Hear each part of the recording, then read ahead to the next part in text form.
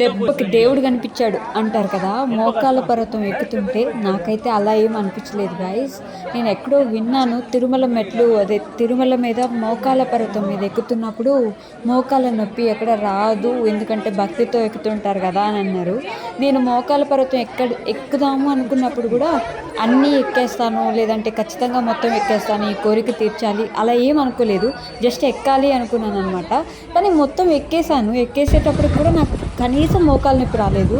ఆ తర్వాత ఇంకా డైరెక్ట్గా ఇంటికి వెళ్ళిపోయి, అదే కింద రూమ్ తీసుకున్నాను కదా, రూమ్కి వెళ్ళిపోయి ఫ్రెష్ అప్ అయిపోయాను అనమాట. ఇట్స్ లైక్ 11:50కి దర్శనానికి వెళ్ళాలి, మార్నింగ్ 4కి నాకు దర్శనం టికెట్ ఇచ్చారు కదా అలా. సో మోకాళ్ళ పర్వతం మొత్తం ఎక్కేసిన తర్వాత మోకాళ్ళ నొప్పులేం లేకపోతే ఏంటి నేను ఎక్కానా లేదా అనే ఫీలింగ్ వచ్చింది నాకు. But it's a heavenly feeling. And next part ఏంటంటే దర్శనానికి వెళ్ళిపోవడమే. దర్శనం అయితే రకరకాలుగా జరిగింది యాజ్ ఐ సెడ్. సో దర్శనం గురించి నెక్స్ట్ పార్ట్లో అయితే మాట్లాడేసుకుందాం.